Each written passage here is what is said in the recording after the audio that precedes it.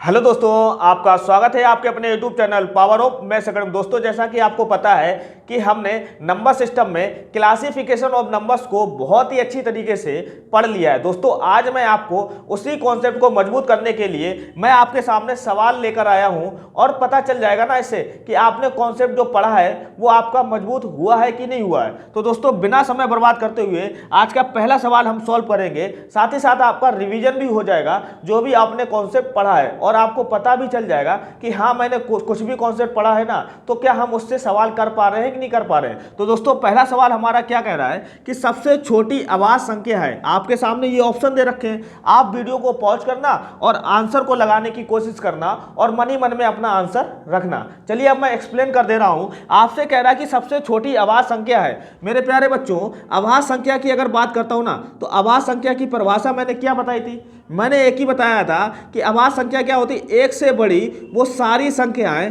ध्यान से समझना, एक से बड़ी वो सारी संख्याएं जो एक और स्वयं के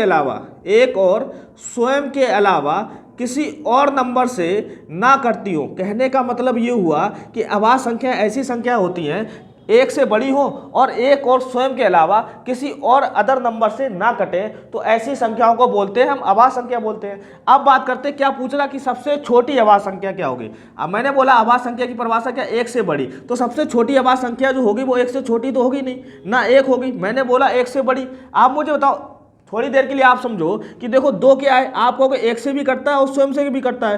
तीन क्या है, आप कहोगे एक से करता है स्वयं से करता है, यानी कि दोनों आवाज संख्या है। लेकिन बात हो रही है छोटी की, तो दो तीन में छोटी क्या है, आप कहोगे option number C is the right answer. और मैंने आपको ध्यान होगा, मैंने आपको नोट में लिखाया था कि दो जो होती है ना वो सबसे छोटी आवाज संख्या होती है। साथ ही साथ दो जो होती है ना वो एकमात्र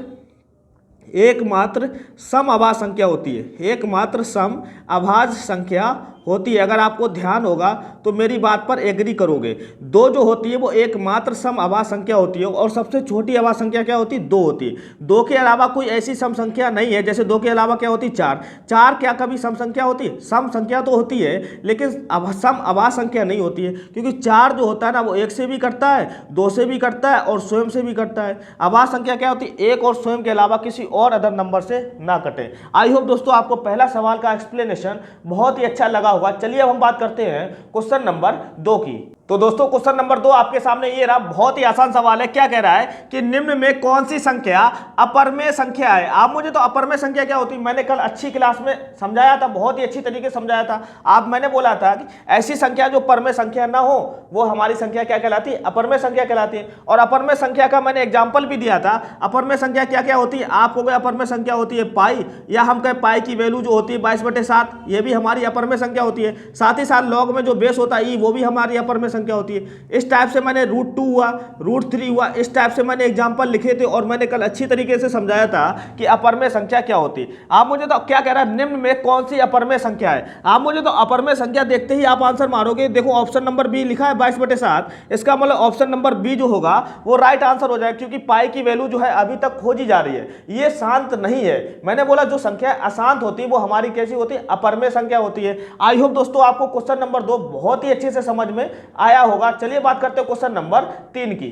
तो दोस्तों, क्वेश्चन नंबर 3 आपके सामने ये रहा। बहुत ही आसान सवाल है। क्या कह रहा है कि 40 तथा 50 के मध्य या बोले बीच में कितनी आभाज्य संख्या है। मैंने बताया जब भी आपको आभाज्य संख्या ज्ञात करनी है ना, और 1 से लेकर 100 के बीच में जब भी इस टाइप का सवाल पूछा जाता है, तो मैंने कल आपको फोन नंबर याद करवाया था। वो फोन नंबर क्या, अगर आपने ध्यान किया होगा तो फोन नंबर हमारा क्या कहता है, सबसे पहले 44 लिखो, फिर क्या होता है 22 होता है, फिर क्या होता है 3, फिर होता है 22, इसके बाद में क्या होता है आप कहोगे 321 होता है। यही तो हमारा फोन नंबर होता है। 1 से लेकर 100 तक के बीच में आवाज संख्या बताता है। आपसे कह रहा है 40 तथा 50 के मध्य कितनी आवाज संख्या है। आप मुझे बताओ, ये क्या दिखाता है, 0 से 10, ये दिखाता 10 से 20, और ये दिखाता 20 से 30, ये दिखाता 30 से 40, और ये दिखाता 40 से 50। अब यहां देखो आपसे पूछ रहा है कि 40 से 50 के बीच में कितनी आवाज संख्या है। तो प्यारे बच्चों क्या दिखाएगा आपको, वो 3। इसका जो आंसर होगा वो क्या होगा, option number D is the right answer. अगर आप ये फोन नंबर ध्यान करते हो ना तो आपका जीवन सरल हो जाएगा। आई होप दोस्तों आपको क्वेश्चन नंबर 3 बहुत ही अच्छे से समझ में आया होगा, और ये फोन नंबर कितना यूजफुल है ये भी आपको अच्छे से समझ में आ गया होगा। चलिए हम बात करते हैं क्वेश्चन नंबर 4 की। तो दोस्तों क्वेश्चन नंबर 4 आपके सामने ये रहा, बहुत ही इंटरेस्टिंग सवाल है। क्या कह रहा है कि 3√16 जो है ना वो क्या है। आपसे ऑप्शन दिया गया कि एक अपरमेय संख्या है, दूसरा ऑप्शन काल्पनिक संख्या है, तीसरा ऑप्शन पूर्णांक संख्या है, चौथा ऑप्शन अभाज्य संख्या है। मैंने बोला कभी भी आप रूट देखकर अंदाजा मत लगाना कि ये अपरमेय संख्या है। कैसे? मैंने बोला कि 3√16 लिखा है, अब √16 को मैं निकाल सकता हूँ ना। आप मुझे तो 16 क्या होता है, आपको 4 का स्क्वायर होता है, इसका मतलब √4 का स्क्वायर करेंगे, देखो स्क्वायर से रूट कैंसिल हो जाएगा, बाहर क्या आएगा 3 चौको 12। आप मुझे तो 12 जो है वो क्या अपरमेय संख्या है, आपको बिल्कुल भी नहीं है, क्योंकि ये तो 12 क्या है, क्या आपको परमेय संख्या है। देखो 12/1 लिख सकते हैं ना, और ये p/q फॉर्म में है, और यहाँ पर q हमारा 0 नहीं है, इसका मतलब ये अपरमेय संख्या तो है नहीं।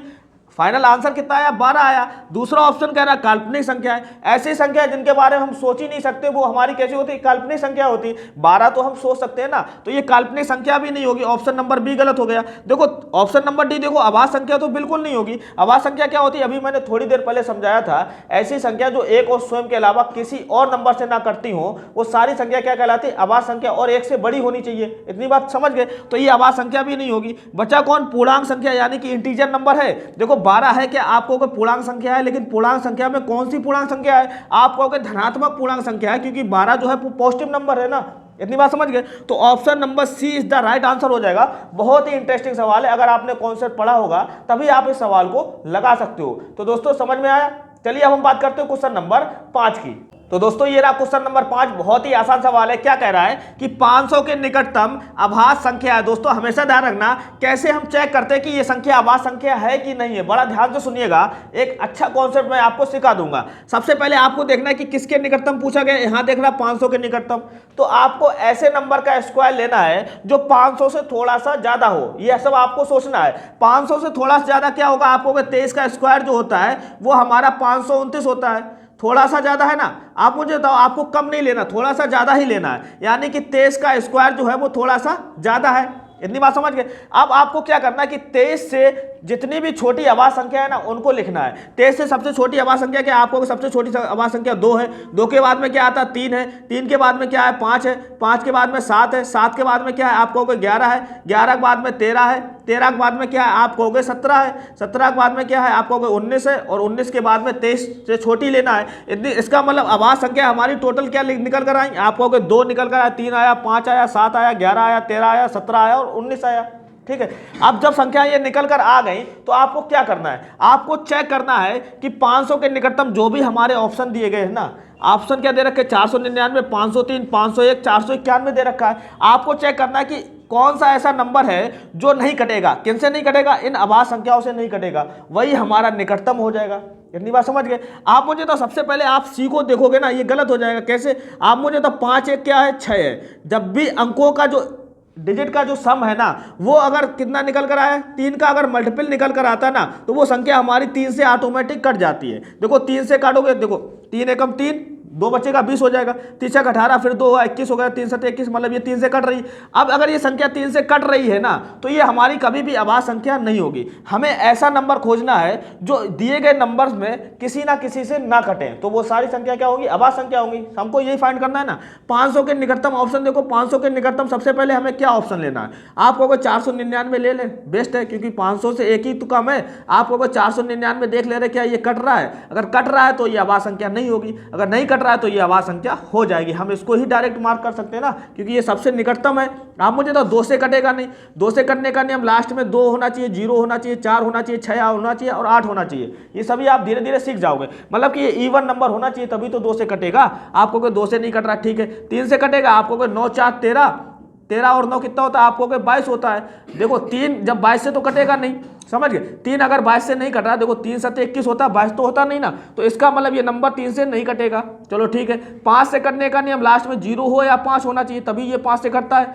0 5 तो है नहीं, लास्ट में है कितना? 9 है। 7 से कटने का नियम अगर नियम नहीं जानते हो तो डायरेक्ट काट के देख लिया करो। देखो 7 से काटोगे, 7 7 49, फिर 9 7 के पहाड़े में आता है, नहीं आता है, तो इसका मतलब आप 7 भी नहीं कटेगा। अब 11 से देखो, 11 चौको 44, 44 के बाद में कितना बचेगा? 5, 59 हो जाएगा। 11 5 55 होता है, 59 तो होता नहीं, 11 से भी नहीं कटेगा। 13 से काटो, 13 3 39 होता है, 10 बचेगा, मतलब 109 हो जाएगा। 13 8 कितना होता है? 104 होता है, 109 तो होता नहीं, 13 भी खत्म हो जाएगा। आप देखो 17 से काटोगे, 17 दूनी 34 होता है, 17 दूनी 34 हुआ, 34 के बाद में कितना बचेगा? आपको 15 बचेगा। मतलब कि 159 17 के पाड़े में आता है, आपको अगर नहीं आता ये भी 17 से नहीं कटेगा। 19 से देखो काट के देखो, 19 दूनी 38 हुआ, 19 दूनी 38। अब देखो कितना बचेगा आपको, 38 और 11 49 होता है, मतलब 119 होता है। अब 19 के पाड़े में 119 आता है, आपको बिल्कुल भी नहीं आता है। इसका मतलब ये नंबर हमारा 19 से भी नहीं कटेगा। देखो नंबर हमारा किसी से नहीं कट रहा है, तो इसका मतलब ये सीधा सीधा हमारा मतलब यही हुआ कि ये जो संख्या दी गई ना, ये हमारी अभाज्य संख्या है, जब नंबर किसी से नहीं कटते। अगर किसी से भी कट जाए तो ये नंबर हमारा अभाज्य संख्या नहीं है। हमारा कॉन्सेप्ट क्या कहता है, आपको देखना है कि सबसे निकटतम आपसे बोला क्या गया, 500 के निकटतम बोला गया। आपको सर्च करना है कि ऐसे नंबर का स्क्वायर लेना है जो थोड़ा सा ज्यादा हो। मैंने देख लिया 23 का स्क्वायर कितना होता है, 529, जो कि 500 से थोड़ा सा ज्यादा है। अब 23 के स्क्वायर से लेना देना है। अब 23 से पहले जितनी भी अभाज्य संख्या आती है उसको लिख दिया, उसको लिख दोगे तो ये लिख गई। देखो ध्यान से देखोगे 2 3 5 7, ये 23 से पहले अभाज्य संख्या लिख गई है ना। अब आपको चेक ये करना है कि क्या ये नंबर जो भी ऑप्शन में दिया गया ना, क्या ये संख्याएं जो है इन संख्याओं को काट देगा।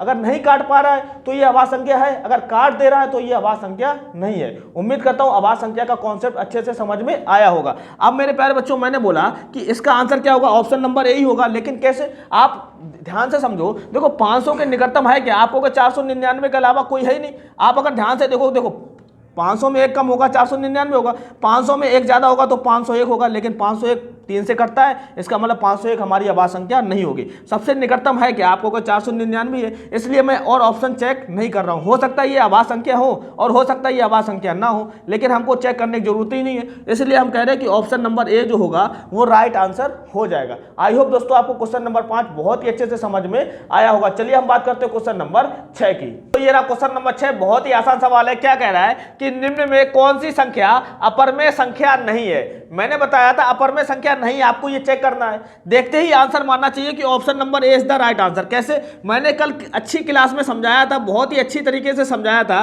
कि आप मुझे तो 0.38 बार है क्या, आप कहोगे रिकरिंग डेसिमल है, आप कहोगे रिकरिंग या रिपीटिंग डेसिमल है। आप मैंने कल अच्छे से समझाया था रिकरिंग डेसिमल है, या मैं बोलता हूं कि रिपीटिंग डेसिमल है। यानी कि हिंदी में बोला था कि आवर्ती दशमलव जो होते हैं ना, वो आंख बंद करके भरोसा कर लेना, ये जो होते हैं वो कैसे होते हैं, परमेय संख्या होते हैं। और ऐसा क्यों होता है, कल की क्लास में मैंने अच्छे से समझाया था। आपसे बोला कि निम्न में कौन सी अपरमेय संख्या नहीं है, तो देखते ही आंसर मारना ऑप्शन नंबर ए जो होगा वो परमेय संख्या होगी। आपसे पूछ रहा कि अपरमेय संख्या नहीं है, इसका मतलब यही हमारी अपरमेय संख्या नहीं होगी। आई होप दोस्तों आपको समझ में आया होगा। चलिए हम बात करते हैं क्वेश्चन नंबर 7 की। तो दोस्तों ये रहा क्वेश्चन नंबर 7, बहुत ही आसान सवाल है। क्या कह रहा है कि 50 से छोटी अभाज्य संख्या कितनी है। मैंने बोला 1 से लेकर 100 तक के बीच में फोन नंबर याद करवाया था। क्या था फोन नंबर, वो नंबर था 4 4, फिर 2 2, फिर क्या था 3, फिर था 2 2, फिर क्या था 3, फिर 2 और 1 था। ठीक है, आपसे पूछ रहा 50 से छोटी अभाज्य संख्या कितनी है। आप मुझे तो ये दिखाता 0 से 10, 10 से 20, 20 से 30, 30 से 40, 40 से 50, यानी कि यहाँ से बोला कि 50 से छोटी अभाज्य संख्या कितनी है। हमको इनको जोड़नी तो 4 4 8, 8 2 10, 10 2 12, 12 3 कितना होता 15, 15, यानी कि option number C is the right answer. बहुत ही आसान सवाल हो जाएगा अगर आपको ये फोन नंबर याद होगा। आई होप दोस्तों आपको क्वेश्चन नंबर 7 बहुत ही अच्छे से समझ में आया होगा। चलिए हम बात करते हैं क्वेश्चन नंबर 8 की। तो दोस्तों ये रहा क्वेश्चन नंबर 8, बहुत ही आसान सवाल है। क्या कह रहा है कि निम्नलिखित में कौन सा युग्म असहभाज्य संख्याओं का युग्म है। मैंने कल बताया था कि असहभाज्य संख्या होती क्या है। मैंने बोला था कि ऐसे दो नंबर होने चाहिए, ऐसे दो नंबर का पेयर होना चाहिए जिनके बीच में कॉमन जो नंबर होना वो एक के अलावा कुछ और ना हो, तो ऐसी संख्या जो होती है वो असहभाज्य संख्याओं का युग्म होता है। इतनी बात समझ गए। चलिए हम चेक करते हैं। पहला ऑप्शन दे रखा है 198 और 378। आपको ये भी देखो 2 से कट जाएगा क्योंकि इवन नंबर है, ये भी 2 से कट जाएगा क्योंकि इवन नंबर यानी बोलते हैं सम संख्या है। आप मुझे तो दोनों सम संख्या है, यानी कि इसमें 2 कॉमन होगा। इसका मतलब मैंने बोला कि असहभाज्य संख्याओं का युग्म क्या होता है, जो एक के अलावा कोई और नंबर कॉमन हो। यहां तो देखो 2 कॉमन है ना, कम से कम 2 कॉमन है ना, तो ये असहभाज्य संख्याओं का युग्म नहीं होगा। इतनी बात समझ गए। अगर मैं देखता हूं 529 और 361, अगर ध्यान से देखो 529 होता क्या है, आप कहोगे 23 का स्क्वायर होता है भाई साहब, और कुछ नहीं होता। 361 क्या होता है, आप कहोगे 19 का स्क्वायर होता है। दोनों देखो अभाज्य संख्याओं का स्क्वायर है, इसका मतलब कोई भी नंबर कॉमन नहीं होगा एक के अलावा। समझ गए। ये आप ऑप्शन नंबर बी सही हो जाएगा। कैसे, इसमें देखो कोई भी नंबर कॉमन नहीं होगा ना, क्योंकि ये दोनों दी गई ना, ये अभाज्य संख्याओं का स्क्वायर दिया गया है। इसका मतलब एक भी नंबर कॉमन नहीं होगा। कहने का मतलब ये हुआ इसका जो राइट आंसर होगा वो ऑप्शन नंबर बी होगा। देखना और ऑप्शन चेक कर लेते हैं। ये देखो 441 दे रखा है, ये किसका स्क्वायर होता है? आपको 21 का स्क्वायर होता है। और 42 क्या होता है? आपको 21 दूना 42 होता है। इसका मतलब इसमें देखो कॉमन क्या, आपको 21 कॉमन है। इतनी बात समझ गए। इसी प्रकार से आप देखो इसमें भी अगर आप कॉमन करोगे ना, क्या कॉमन होगा? 153 जो है वो देखो 3 से कट जाएगा। देखो 3 5 15, 3 एकम 3, देखो 3 5 15, 3 एकम 3, 51 गुणे 3 होता है। और 493 क्या होगा? आपको 51 से कटता, देखो 9 4 13 3 16, 3 से नहीं कटेगा लेकिन 51 से कटेगा। आप 51 से काटोगे, ध्यान से देखो 51 से कैसे कटेगा। आपको 51 को अगर और फैक्टर करता हूं, देखो 17 या 51 होता है ना, 17 इंटू 3 इंटू 3 यानी कि 17 निम्मा 153 होता है। ये देखो क्या 17 से कटेगा, आपको 17 दूनी 34, 34 के बाद में कितना बचेगा? 34 5 39 यानी कि 15 बचेगा। और यहाँ कितना है? 3 है। तो 17 निम्मा कितना होता है? 153 होता है। 9 7 63, 9 एकम 9 6 15, हाँ 17 निम्मा 163 होता है, यानी कि 29 इंटू 17। यहाँ देखो कॉमन क्या है? आपको 17 नंबर कॉमन है, आपको होना चाहिए एक। इसका मतलब ये जो है अभाज्य संख्या नहीं है ना, हमारी ये ऑप्शन नंबर सी है। इसका मतलब ऑप्शन नंबर बी की सही होना इसकी मजबूरी हो जाती है। आपको पता है ना कि 529 और 361 जो है ना वो 23 का स्क्वायर और 19 का स्क्वायर यानी कि अभाज्य संख्याओं का स्क्वायर है। जब अभाज्य संख्याओं का स्क्वायर है तो एक के अलावा कोई कॉमन नहीं होगा, क्योंकि अभाज्य संख्या में कोई कॉमन नहीं होता है। इतनी बात समझ गए। तो आई होप दोस्तों आपको क्वेश्चन नंबर 8 बहुत ही अच्छे से समझ में आया होगा। चलिए हम बात करते हैं क्वेश्चन नंबर 9 की।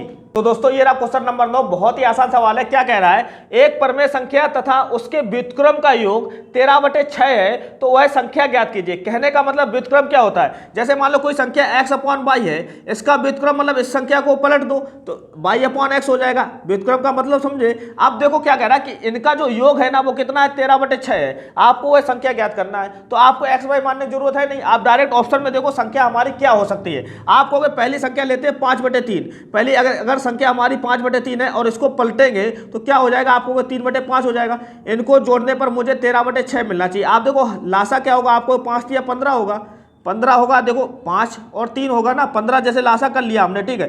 3 5 15 पचम कितना होता है? 25।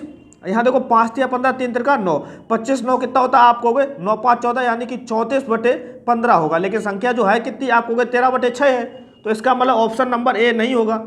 अब हम बात करते हैं ऑप्शन नंबर बी की। अगर संख्या हमारी 3/2 है ना, अगर बी की बात करेंगे, संख्या हमारी 3/2, इसका व्युत्क्रम क्या होगा? इसको पलटेंगे तो 2/3 होगा। आप देखो क्या इसका योग जो होगा वो 13/6 है। आपको लासा जो होगा वो कितना होगा? 6, 2 तिया 6, 3 तिरका कितना होता है? 9, 3 दूनी 6, 2 दूनी कितना होता है? 4, 9 4 कितना हो जाएगा? 13/6 मिल रहा है। इसका मतलब वो संख्या जो होगी वो हमारी कौन सी होगी? ऑप्शन नंबर बी यानी कि 3/2 होगी। बहुत ही आसान सवाल है। इस टाइप के सवाल को आप ऑप्शन से ही किया करो। इतनी बात समझ गए। आई होप दोस्तों आपको क्वेश्चन नंबर 9 बहुत ही अच्छे से समझ में आया होगा। चलिए हम बात करते हैं क्वेश्चन नंबर 10 की। तो दोस्तों ये रहा क्वेश्चन नंबर 10, बहुत ही आसान सवाल है। जरा ध्यान से देखिएगा कि a, b तथा c अलग अलग धनात्मक पूर्णांक है। धनात्मक पूर्णांक का मतलब समझते ही अच्छे तरीके से। और क्या कह रहा है? यदि a और b जो है वो विषम तथा c जो है वो सम संख्या हो तो निम्नलिखित में से कौन सा कथन असत है? आपके सामने 4 ऑप्शन दिए गए, आपको बताना ये कौन सा कथन जो है वो सही नहीं है। इतनी बात समझ गए। आपसे कह रहा है a b c जो है ना वो धनात्मक पूर्णांक है, इतनी बात ठीक है। a और b जो है वो विषम संख्याएं हैं। a और b विषम संख्या यानी कि a की वैल्यू में मान ले रहा हूं थोड़ी देर के लिए 1 और b की वैल्यू मान ले रहा हूं 3, ये दोनों विषम संख्या है। आप कह रहे तथा c जो है वो सम संख्या है, c की वैल्यू मान ले रहा हूं थोड़ी देर के लिए 2, और ये देखो सभी क्या है? धनात्मक पूर्णांक है। इतनी बात कंफर्म।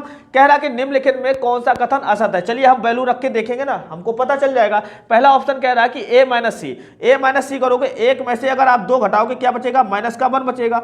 इंटू क्या करना है? b स्क्वायर है कितना? आपको 3 तिरका 9 हो जाएगा।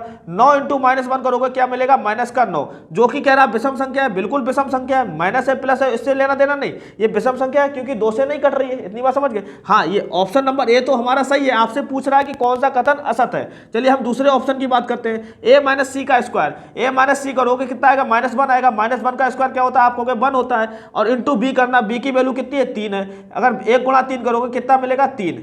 अब मुझे तो 3 क्या कभी सम संख्या है? आपको बिल्कुल सम संख्या नहीं है, 3 तो हमारी विषम संख्या है। इसका मतलब ये कथन जो होगा वो असत हो जाएगा और यही हमारा आंसर हो जाएगा। आगे चेक करने की जरूरत नहीं है, आप चेक कर लेना। बाकी जो कथन है वो सारे सही है, खाली यही ऑप्शन नंबर बी जो होगा वो हमारा असत हो जाएगा। तो दोस्तों ये थे आज के लास्ट सवाल जो कि मैंने टाइप पढ़ाया ना, टाइप 1 क्लासिफिकेशन ऑफ नंबर्स के जो बेहतरीन सवाल आज मैंने करवाए ना। अगर आपने ये सवाल अच्छी तरीके से कर लिए और स्वयं से लगाए हैं ना तो आपका कॉन्सेप्ट बिल्कुल मजबूत है। आप अगर यकीन नहीं मानोगे मानोगे ना, पहले अगर आप सवाल नहीं कर पाते तो आप कॉन्सेप्ट पढ़िएगा, उसके बाद देखना जो भी मैंने 10 सवाल कराए ना उसे आप चुटकियों में हल कर दोगे। आई होप दोस्तों आपको ये सेशन अच्छा लगा होगा। दोस्तों अगर ये सेशन पसंद आया हो तो प्लीज चैनल को लाइक कर देना और हाँ दोस्तों के साथ शेयर जरूर कर देना। चलिए दोस्तों मिलते हैं फिर नेक्स्ट क्लास में, तब तक के लिए दोस्तों जय हिंद दोस्तों।